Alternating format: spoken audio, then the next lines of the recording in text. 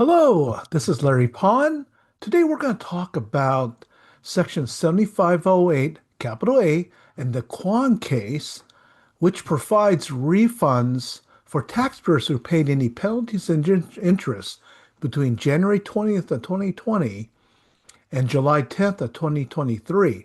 However, the refund claims are due on July 10th, 2026, which is why we're recording this video now to help you get the word out to your clients to see if they are due any refunds from the IRS. So let's get started here. First of all, a little bit about me. My tax credentials are I'm a CPA, an EA, and a USDCP. My financial planning credentials are I'm a PFS, a CFP, and an AEP. I'm located here in Redwood Shores, California. I've been a tax professional since 1986, and I just love talking about taxes. So let's get started with today's topic. So this is about Section 7508A. And what happened recently was a case here in San Francisco, Kwong versus U.S., in the U.S. Court of Federal Claims. And the court ruled that certain tax deadlines were automatically postponed for the entire COVID-19 disaster period plus 60 days. So what the court found was that under the prior version of Section 7508A, small little d, the suspension of underpayment interest and failure to file or failure to pay penalties was mandatory from January 20th, 2020 through July 10th, 2023. So this followed a similar 2024 tax court decision in Abdo versus Commissioner. So what these cases did was it invalidated a Treasury regulation that attempted to limit this mandatory postponement to 1 year. So what this means is we have a refund opportunity for taxpayers who paid interest and penalties related to tax deadlines that fell within this period. This is not going to be automatic. You have to file a refund claim for the amounts paid and seek abatement for the unpaid penalties and interest. Now, since this case was decided on after November of 25, the government has filed an appeal on May the 15th. So what that means is it's going to the Ninth Circuit Court of Appeals in San Francisco. I have no idea when the case will be heard. I have no idea when it will be decided. So it's going to be a good question on when that's going to happen. Since it's going to a Ninth Circuit Court of Appeals, and if the IRS loses there, it's a very good chance this case will go to the Supreme Court, which would add more time on when this will be decided. So here's a picture of the notice of appeal from the government telling the Court of Federal Claims that they are appealing their decision. All right, let's talk about Section 7508A. So these are for the 2019, 2020, 2021, and 2022 tax returns, which, because of the COVID disaster postponement, would have been due on July the 10th of 2023. So we have a 3-year statute of limitations, which would expire on July the 10th, 2026. So we need to file this before July the 10th of 2026. And this applies to any business or individual who has charged penalties or interest between January 20th, 2020 and July 10th, 2023.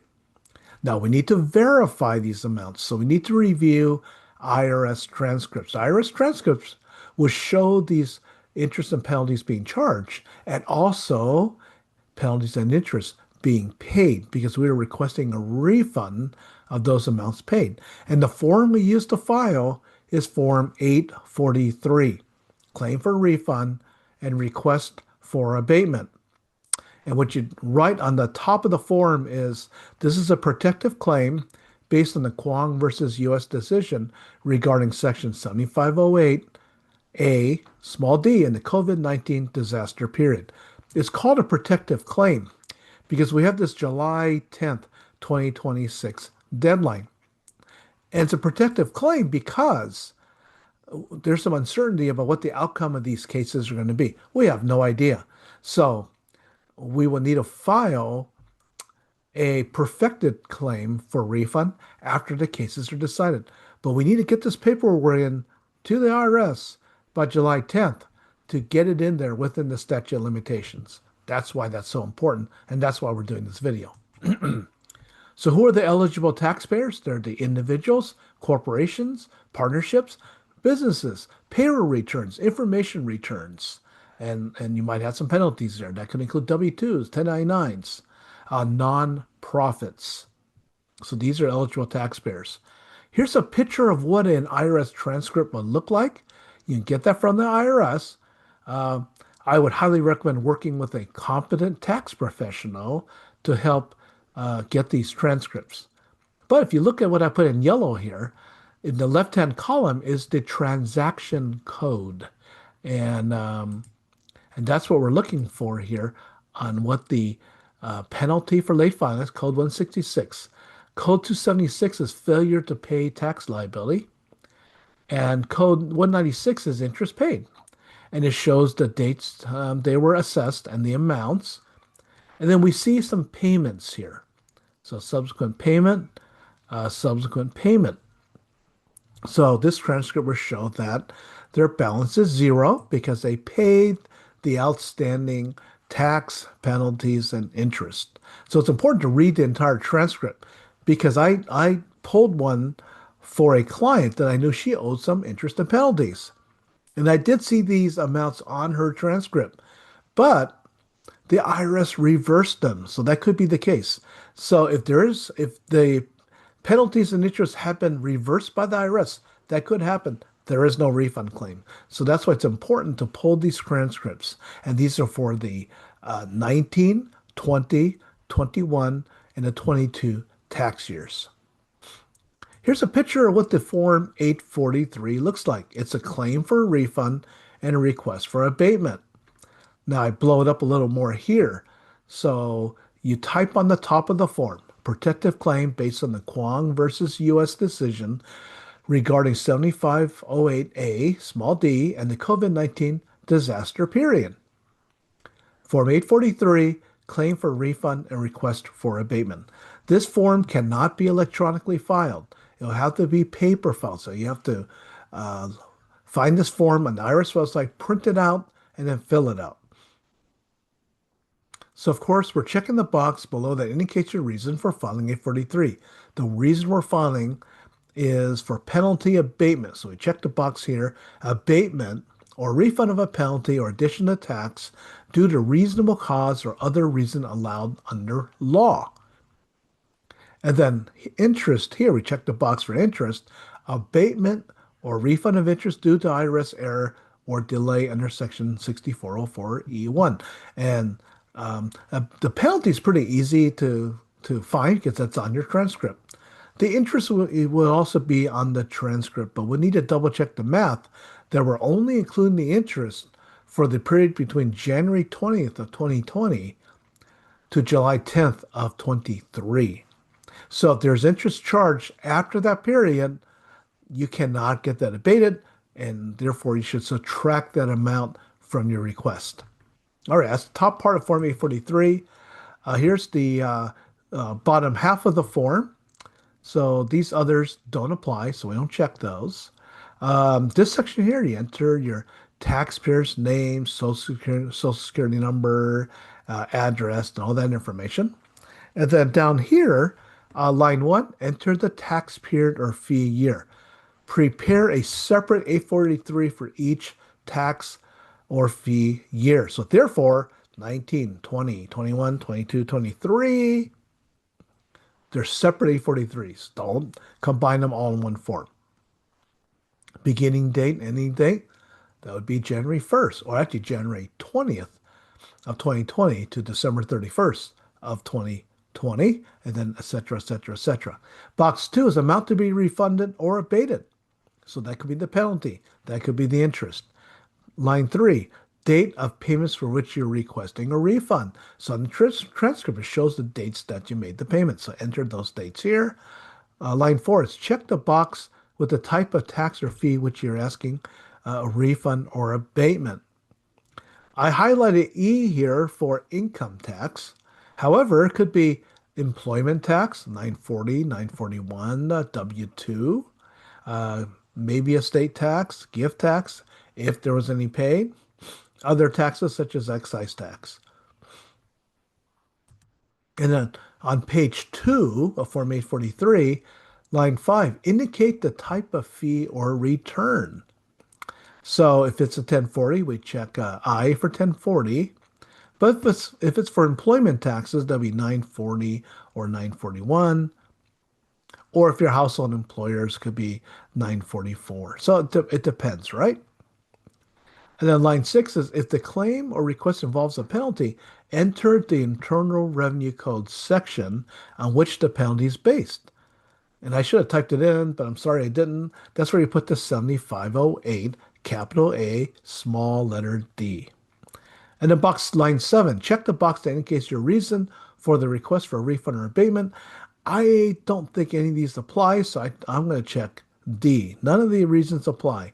Some tax professionals think C might be a good answer, so that's a strong number 2 here. That's up to you. Number 8 is really important. That's the section where you explain why you believe this claim or request should be allowed and show how you computed the amount shown on line 2. You can do a spreadsheet, do a memo. You can just say see attached. Make sure it is attached. Line 8 is very important. You have to detail so the IRS can understand how you made this calculation. All right, the bottom of page 2, signature here. Of course, we are signing under the penalties of perjury. And then your tax professional will sign here. Now, here's the interesting thing about this. This is a request for abatement of penalties and interest. Your tax professional can charge you a contingent fee. Our ethics rules allows for that because this is not a tax return. It's not a tax calculation. It's penalties and interest. What I'm recommending my friends is that, charge a fee for preparing the form and then charge a contingent fee. It could be 10% or 20% or whatever when the refund actually comes. And it could be years before it's going to happen. Also, give you a heads up. You're not going to get a letter from the IRS saying, oh, thank you for submitting this. We'll get back to you when we know. They're not going to do that. Most likely, you'll never hear from the IRS. So it's very important to mail this certified return receipt. Now, what if I'm doing in multiple years, 19, 20, 21, 22? Well, the advice here is to put each of them in a separate envelope. And you might want to do that. So you have a separate mailing for each one. On the green postcard, write down this is for 2020 or 21 or whatever. What I personally do is also attach a copy of page 1 of Form 843, attach it to a self-addressed stamp envelope, put a little post-it saying, please stamp and return to me. And you actually get it back from the IRS with a stamp in the middle of the form. So at least you know that they actually got it. Super important because if you don't get it in by the July 10th deadline, it won't be processed. And the worst thing that can happen is that the IRS loses and they lose in Supreme Court, you could be due a lot of money, and we don't want that to happen to you. There's a couple high profile claims we know about. One is a company called Western Digital here in Silicon Valley. Their refund claim is $21 million. So that's a pretty big deal. Why do we know about it? Western Digital is a publicly traded company. So this is included in their SEC filings. So that's why we know about it. And there's some other high profile cases here. I know BMW is applying for a refund, 3M. So these are some big national corporations. Individuals, I don't know because those are private. So don't know about those. All right. So this slide shows the penalties and interest this applies to. If you notice, the penalties are section 66 something, right? 6651A1, failure to file penalty. That's the 5% a month penalty up to a maximum 25%. 6651A2 is the failure to pay penalty. That's a 0.5% a month up to a maximum also 25%. 6654 and 6655 are estimated tax penalties, and that could be calculated in Form 2210. 6651A3 is failure to pay after notice and demand. 6601 is underpayment interest. What is that now? Around 7%? That's what the IRS charges when you owe money. So if you paid any interest between January 20th, 2020 and July 10th of 2023, you can get this interest back. 6601E2 to 3, compounded failure to pay penalty interest. And then 6621 to 6723 are the information return penalties. Those are for um, W-2s and 1099s. What penalties are not covered? Any penalties that are not tied to a time-sensitive act. And there's a whole bunch of penalties. And we're not sure if those penalties are included or not. So some tax professionals say, we're gonna take a chance anyway. What's the worst case scenario? They'll just say no. So, but we don't have guidance on that specifically, and we don't expect to get guidance on that. So these are not automatically postponed or abated. So for example, Section 66, 62, imposition of accuracy related penalty and underpayments. That's the 20% penalty. Nope, nope, we know that one's not covered. And the penalties assessed for conduct occurring outside the disaster window. 6663, fraud penalties. So these we know do not count. There's a whole lot of other penalties we're not sure about, such as the F-bar penalty, such as the 3520 penalties. Most likely they're not covered, but we haven't got a no. So if you've paid a lot of penalties there, doesn't hurt to try. All right, so this came from our taxpayer advocate. Her suggestion how to strengthen your Kwong claim. Taxpayers should consider including supporting information where available. Include all the backup information. Make it easy to follow. Don't play hide and go seek. So for refund claims, include a copy of the transcript and circle the entries, the penalties and the interest. An explanation connecting the penalties to the COVID-19 disaster relief period, penalty and interest amounts, and copies of any IRS notices or correspondence that reports all these penalties and interest. I'm sure you got some letters there. For protective claims, focus on clearly describing the legal issue. Describe what's uncertain. Well, what's uncertain is that there has been an appeal filed. So that's the legal issue we have here. Identify the specific penalties and dates at issue, identify the affected years, and identify the amount, if known, which you well know. These are known amounts. Common mistakes to avoid. Here are some common mistakes that cause taxpayers to lose refunds and delay relief. One, missing the deadline. There's not going to be any relief there. July 10th. Don't go to the post office on July 10th. Go way before then. Don't wait till then. You never know what's going to happen, right? Taxpayers may lose refunds under the 3-year or 2-year rule if they do not file a timely claim. Filing a vague protecting claim. The claim must identify the legal issue, the effective tax year, the reason the claim is being filed. She tells you exactly what you got to put in there. Don't just say something vague like, oh, I paid some interest and penalties. Just forgive them, please. Not having proof of mailing. Go to the post office. Considering sending claims via certified mail with return receipt. That's a little green and white slip along with that green postcard. And my suggestion on that postcard is write on the postcard, this is for 2020. This is for 2021. So when you get it back, you know which one it's for. And keep a complete copy of everything submitted, of course. Keep a copy of that. I also recommend including a self-addressed stamp envelope with a copy of the first page and ask them to stamp it and return it to you. Sending to the wrong address. Ensure you use the correct IRS filing address. Go to the IRS website. The addresses have changed. Yes, they did. So double check you're sending it to the right place. Is it Ogden? Is it Utah? Or whatever IRS service center it goes to. Combining too many issues on one Form 843, in most cases, taxpayers should file a separate Form 843 for each tax period and type of tax. So, for example, we pay some penalties and interest on my personal return. All right, that's one type of tax. However, I might have paid penalty and interest on my payroll returns. That's a different type of tax. So that's a separate 843. Or I also have an S corporation. That's 1120S. So if you have other taxes, don't put it on the same form. Don't check all the boxes on the form. You do not want to give the IRS an excuse to reject your refund claim. Because if they reject your refund claim and it's after July 10th, too bad. You missed the deadline. So you got to be real careful. We have one shot at this. And we're really close to July 10th. So be very careful about that. We're located here in California. So let's talk about California. How about California?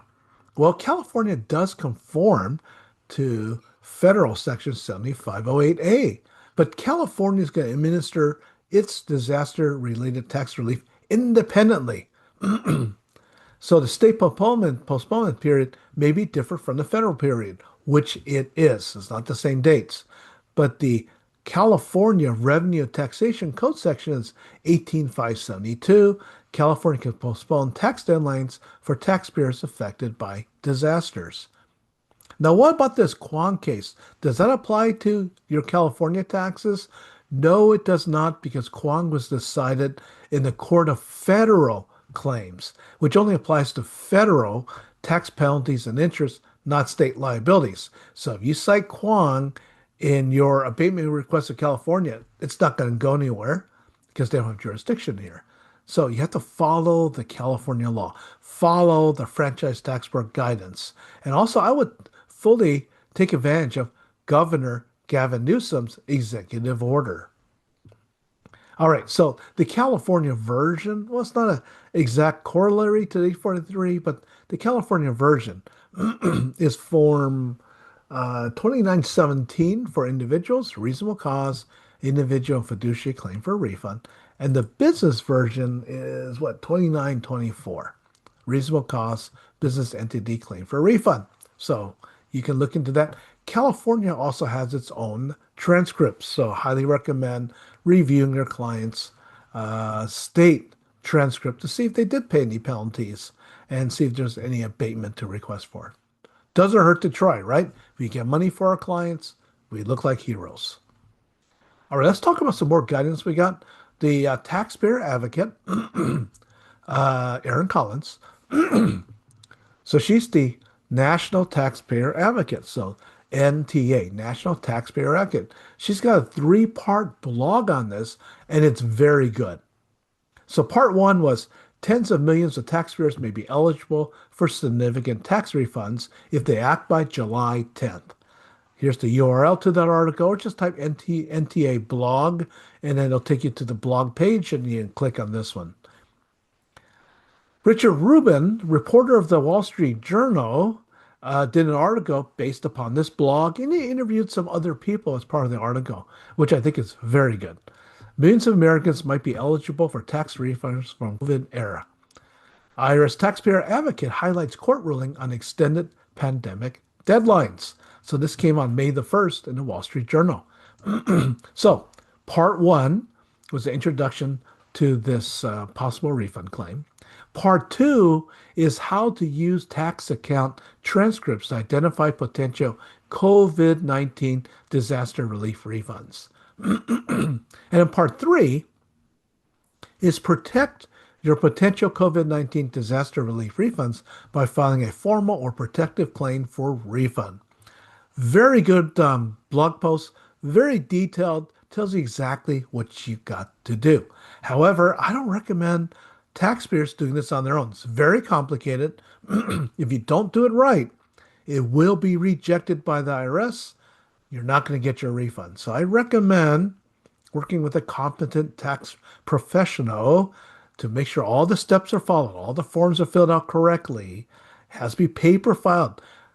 I even recommend signing the Form 843 with a blue pen, blue ink, so the IRS sees that you submitted it with a wet signature. No electronic signatures, but an actual wet signature. Okay, more resources here. If you want to read the Kwong case, it's 17 pages. And I got the URL to that. IRS Publication 556, Examination of Returns, Appeal Rights, and Claims for Refund. That starts on page 13 about claims for refunds here.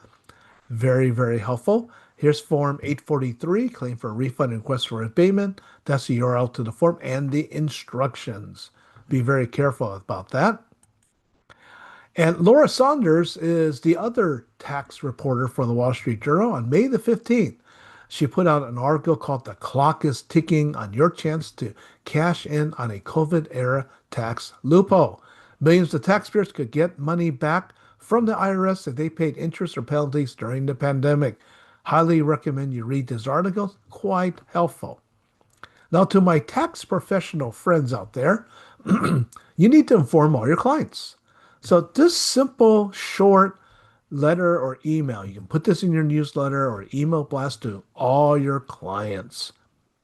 So, dear client, due to a recent federal claims court ruling, you may be entitled to a refund of tax penalties and interest paid between January 20th, 2020 and July 10th of 2023.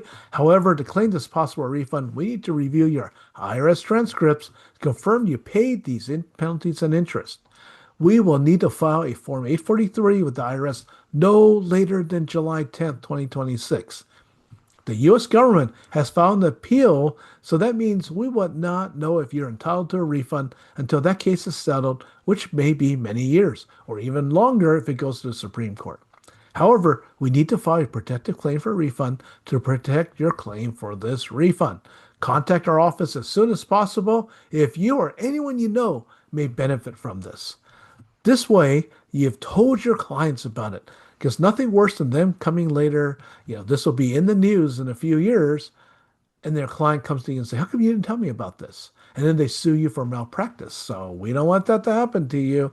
Send this to every one of your clients, everybody you know, so no one can sue you for malpractice because we don't want that to happen. But we have a very tight window here. I know Aaron Collins, the taxpayer advocate, has asked the IRS to give us a 6-month extension.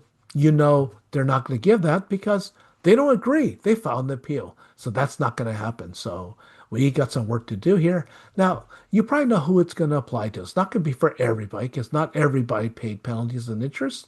So think about it. Also, think about your threshold amount. If it's $100, this is a lot of work for $100. It's going to cost a lot more than $100. So, see if it's significant and if the stakes are significant enough to pursue. So I hope this was helpful. And if you got any questions, you're welcome to contact me. And good luck with this. And we'll see what happens with these cases. So thank you for your time today. And I'll see you again. Take care. Bye-bye.